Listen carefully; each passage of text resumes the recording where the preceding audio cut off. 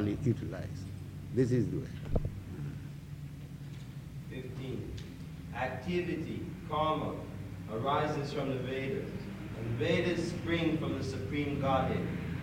Therefore, the all-pervading transcendence is eternally situated in acts of sacrifice. Yeah. Purport. Yajnat the karma, or the necessity for work, for the satisfaction. Yogyartha karma. Yajna means sacrifice, artha for the purpose of, and karma, fruitive activity. Everyone is engaged in some activity. But what shall be the purpose of such activity? Yogyartha. Yogyartha means simply to satisfy Lord Vishnu or Krishna. That should be the purpose. Yogyartha karma. We have to work for the satisfaction of the Yajna Purusha, Vishnu. Then we must find the direction of work in Brahman, or the transcendental Vedas. The Vedas are therefore codes of working direction.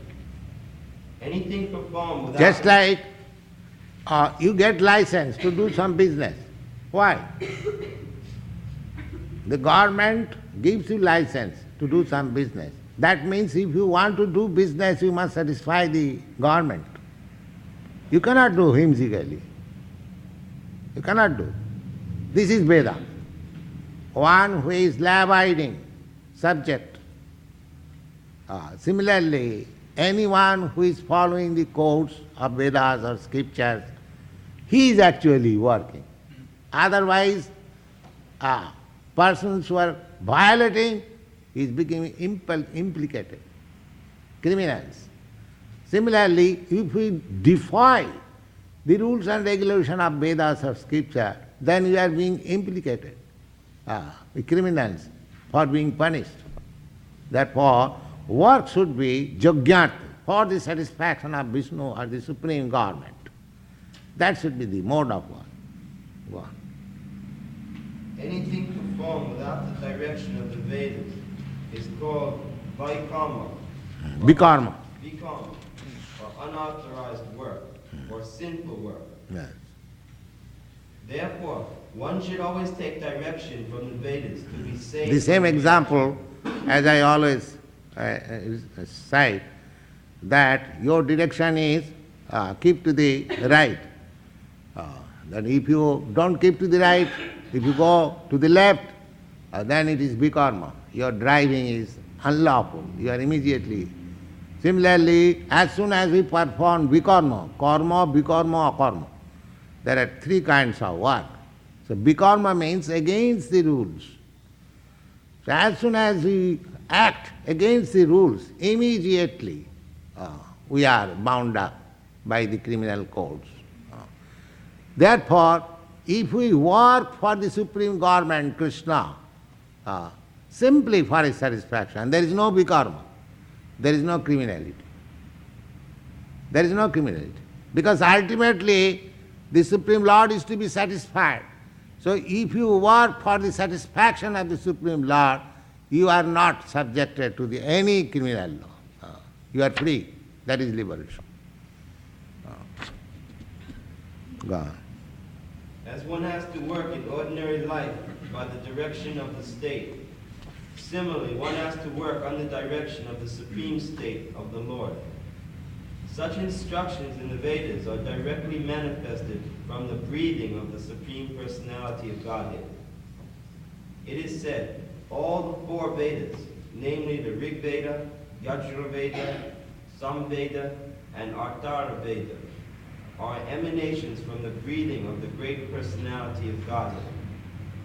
The Lord, being potent, can speak by his breathing air, as is confirmed in the Brahma Samhita. Yes. We should not think how it is that Lord gave his laws through breathing. Because with breathing we cannot speak anything. That means I am calculating the strength of God with my capacity. The Brahma Samhita says, no. Angani jasya sakalendriya vittimanti.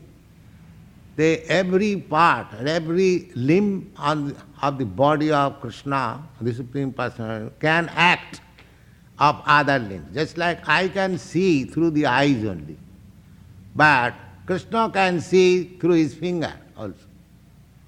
That is his omnipotency.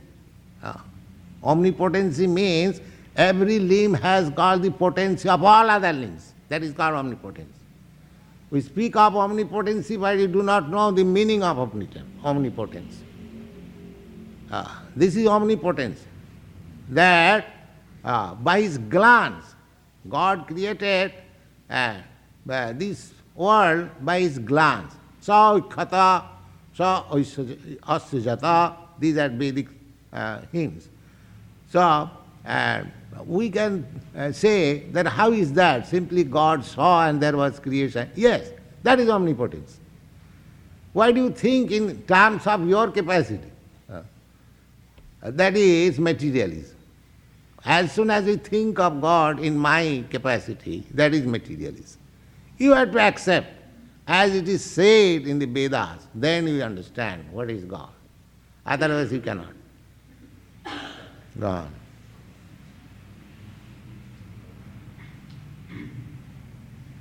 The Lord, being potent, can speak by breathing air, as is confirmed in the Brahma Samhita.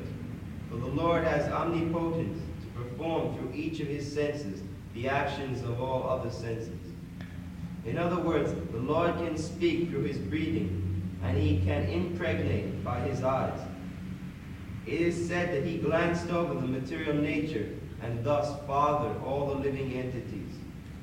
So, after impregnating the conditioned soul into the womb of material nature, he gave his direction in the Vedic wisdom as to how such conditioned souls can return home back to Godhead.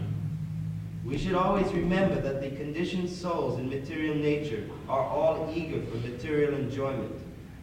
And the Vedic directions are so made that one can satisfy one's perverted desires, then return to Godhead, having finished this so-called enjoyment. It is a chance for the conditioned souls to attain liberation. Therefore, the conditioned souls must try to follow the process of yajna by becoming Krishna conscious. Those who have not followed the Vedic injunction may adopt the principles of Krishna consciousness, and that will take the place of performance of Vedic yajna.